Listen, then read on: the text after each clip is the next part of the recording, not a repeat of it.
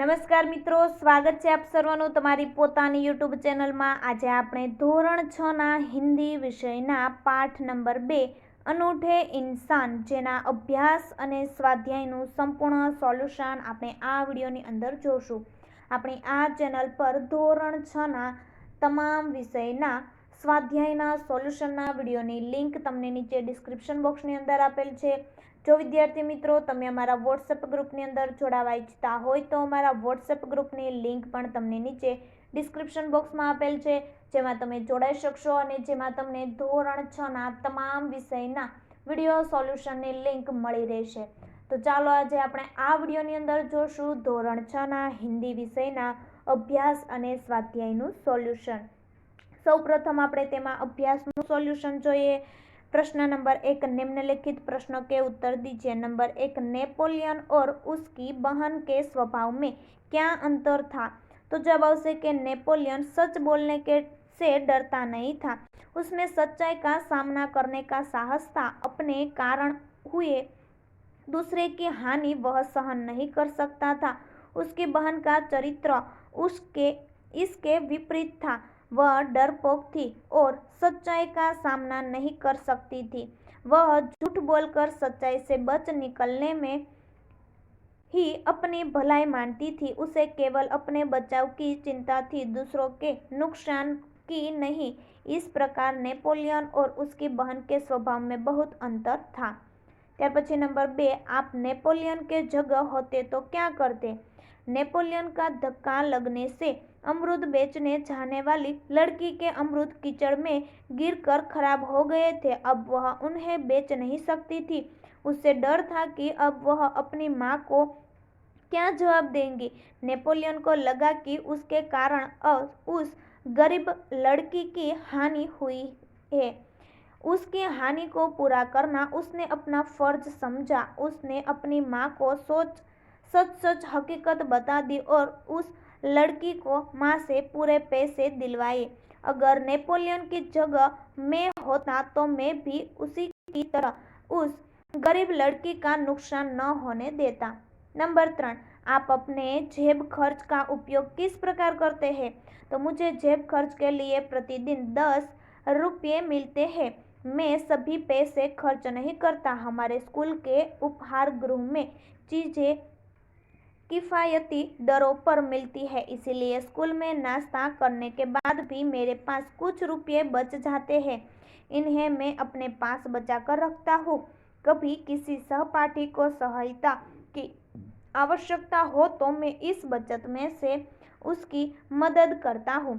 छोटी बहन की वर्षगांठ का उपहार भी मैं इसी बचत की रकम से खरीदता हूँ। माताजी और पिताजी के जन्मदिनों पर इसी बचत से मैं उनके लिए फूलों के हार जरूर लगाता हूँ। इस प्रकार अपने जेब खर्च का मैं आवश्यकता के अनुसार उपयोग करता हूँ।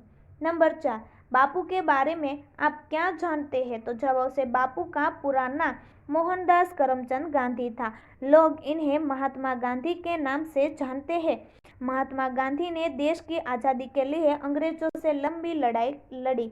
वे अनेक बार जेल गए। उन्होंने कई सत्याग्रह किए। आज़ादी की लड़ाई में देश की जनता ने उनका पूरा साथ दिया। लोगों ने इन्हें राष्ट्रपिता का सम्मान दिया। 15 अगस्त 1947 को हमारा देश स्वतंत्र हुआ। 30 जनवरी 1948 को दिल्ली में बापू की हत्या हो गई। बापू ने हमें शांति, प्रेम और अहिंसा का संदेश दिया। उनकी समाधि राजघाट के नाम से प्रसिद्ध है। नंबर 5, बापू धन क्यों इकट्ठा कर रहे थे? तो जवाब જોઈએ આપણે તેનો। उस समय देश में आज़ादी के लिए आंदोलन चल रहा था। बापू इसके नेता थे। आंदोलन के लिए धन की जरूरत पड़ती थी। बापू यह धन कहाँ से लाते? इसीलिए वे सारे देश में घूम घूम कर सभाएं करते और धन इकट्ठा करते थे। नंबर 6, आपको कौमुदी का पात्र कैसा लगा? क्यों? तो मुझे कौमुदी का पात्र बहुत प्रेरक लगा। महिलाओं को गहनों के प्रति स्वाभाविक मोह होता है। फिर कौमुदी तो अभी 16 साल की बालिका थी। इसके उसके गहने बहुत कीमती थे, ऐसे गहने दोबारा नहीं बन सकते थे। फिर भी देश की आज़ादी के लिए उसने अपने गहनों का त्याग कर दिया। गांधी जी को अपने सभी गहने भेंट कर उसने साबित कर दिया कि देश प्रेम से बढ़कर कुछ भी नहीं है। इसीलिए कौमुदी का पात्र हम सब के लिए बड़ा प्रेरणादायक है। नंबर 7, क्या आपने भी कभी अपने माता पिता के सामने गलती स्वीकार की है? उस घटना को अपने शब्दों में बताइए। જે તમે અહીં જોઈ શકો છો તે શબ્દો અહીં લખેલા છે।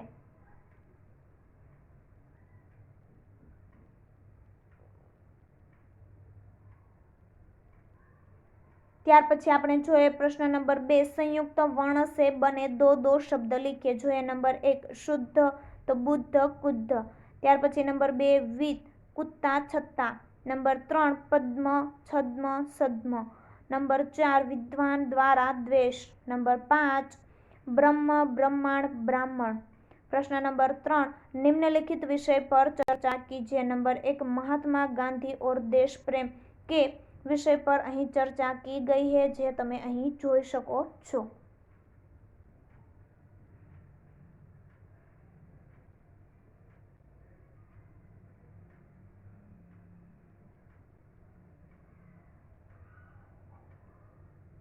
ત્યાર પછી અહીં તમને નંબર 2 આપેલું છે, इंसान अनूठा कब कहलाता है, તેના પણ અહીં ચર્ચા કરીને બતાવેલ છે, જે તમે અહીં જોઈ શકો છો શિક્ષક અને મહેશની વચ્ચે। ત્યાર પછી તેમાં રોનક વચ્ચે પણ થયેલ છે।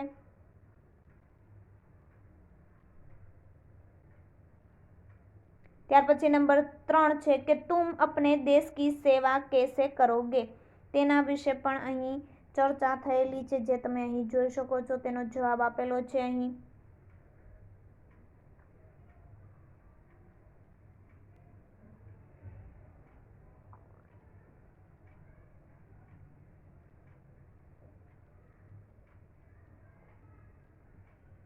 ત્યાર પછી પ્રશ્ન નંબર 4, नीचे संज्ञा से बनने वाले विशेषण शब्द दीजिए, दिए गए हैं, उनका वाक्य में प्रयोग करके लिखिए। नंबर 1 धर्म धार्मिक, मेरे दादाजी कोई न कोई धार्मिक कार्य करते रहते हैं। नंबर 2 रंग रंगीन, शीला रंगीन कपड़े पसंद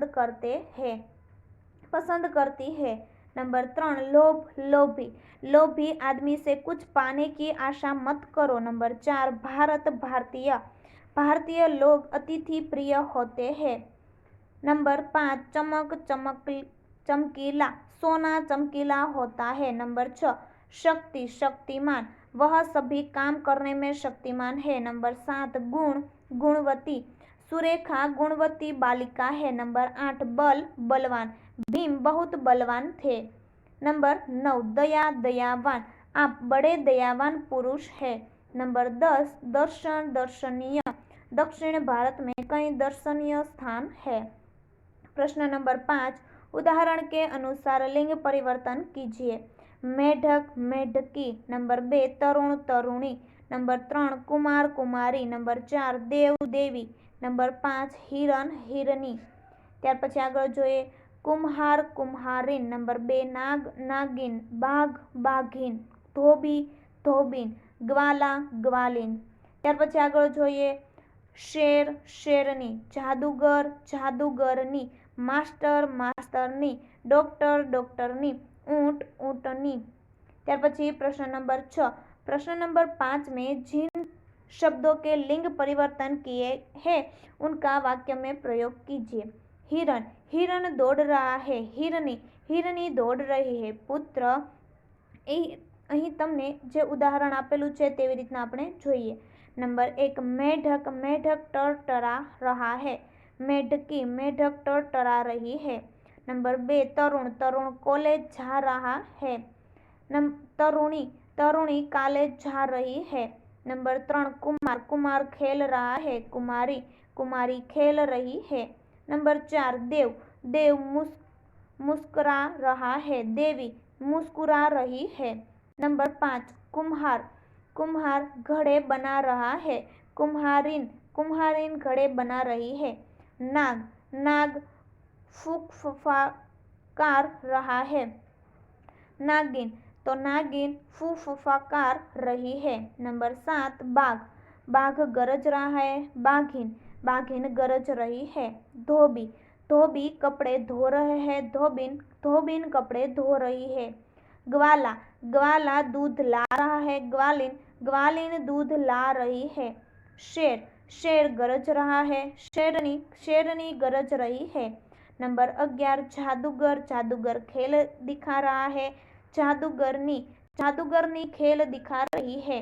नंबर 12 मास्टर, मास्टर पढ़ा रहा है। मास्टरनी, मास्टरनी पढ़ा रही है। नंबर 13 डॉक्टर, डॉक्टर मरीज को देख रहा है। डॉक्टरनी, डॉक्टरनी मरीज को देख रही है। ऊंट, ऊंट बल बला रहा है। ऊंटनी, ऊंटनी बल बला रही है। ત્યાર પછી પ્રશ્ન નંબર 7 ચિત્ર के आधार पर चर्चा करके कहानी लिखिए। तो કે સચ્ચે મિત્ર, જે તમને અહીં કહાની આપેલી છે, જે તમે અહીં કહાની જોઈ શકો છો।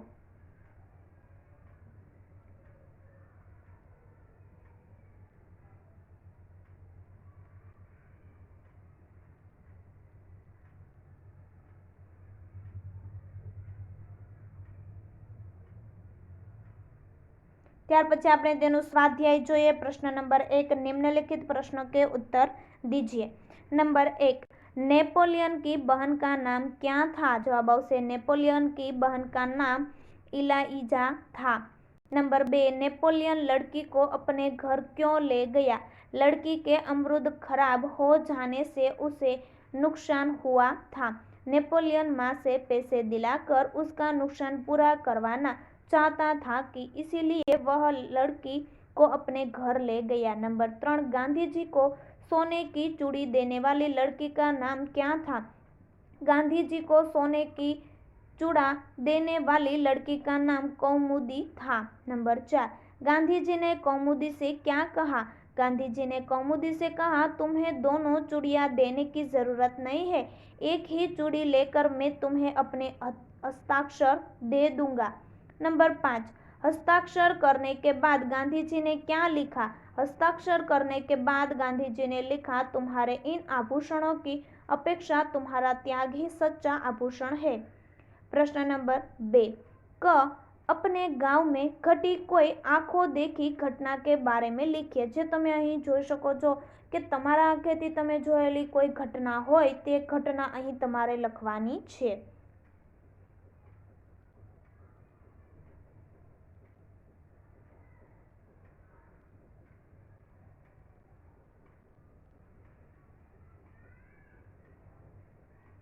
ત્યાર પછી જોઈએ ख इस इकाई के आधार पर अपने मित्रों से पूछने के लिए 5 प्रश्न बनाइए। जे 5 प्रश्न नंबर 1 तुमसे किसी का नुकसान हो जाए तो तुम उसी भरपाई करोगे। एवी रीतना तुम्हारे 5 प्रश्न बनावाना छे। नंबर 2 क्या तुम नेपोलियन की तरह अपने माता पिता के आगे सच बोलते हो? नंबर 3 तुम्हारे सच बोलने से तुम्हें नुकसान हो रहा हो तो क्या तुम उसे सहन कर लोगे? नंबर 4 तुम देश के लिए क्या दे सकते हो? नंबर 5 तुम देश की सेवा किस प्रकार करना चाहते हो? प्रश्न नंबर 3 विराम चिन्हों का उपयोग करके परिच्छेद फिर से लिखिए और अनुवाद कीजिए। અહીં જે પરિચ્છેદ આપેલો છે તેને યોગ્ય વિરામ ચિહ્ન લગાવી અને તમારે લખવાનો છે। ત્યાર પછી તેનું अनुवाद પણ આપેલું છે કે દુર્ગાવતી બાળપણથી જ બહાદુર હતા। તેમને યુદ્ધ કરવામાં અપૂર્વ ધૈર્ય, દૂરદેશીપણું, અખંડ સાહસ અને સ્વાભિમાન જેવા ગુણ વારસામાં મળ્યા હતા। જ્યાં તેઓ સુશીલ, કોમળ, અત્યંત સુંદર અને ભાવુક હતા, ત્યાં બીજી બાજુ તેઓ વીર, સાહસી અને અસ્ત્ર શસ્ત્ર વાપરવામાં પણ કુશળ હતા। શિકાર કરવામાં તેમને વિશેષ રુચિ હતી। તેઓ તીરથી અને બંદૂકથી નિશાન તાકવામાં પણ કુશળ હતા। તો આ વિડીયોની લિંક તમે તમારા મિત્રો, દોસ્તોને જરૂરથી શેર કરજો, જેથી તે લોકોને પણ આ સ્વાધ્યાયનું સોલ્યુશન મળી રહે। હવે આપણે ફરી મળીશું ધોરણ 6ના હિન્દી વિષયના બીજા પાઠના સ્વાધ્યાયના સોલ્યુશનના વિડીયો સાથે। જો વિદ્યાર્થી મિત્રો તમને આ સ્વાધ્યાયનો વિડીયો પસંદ આવ્યો હોય તો લાઈક અને શેર કરવાનું ભૂલશો નહીં।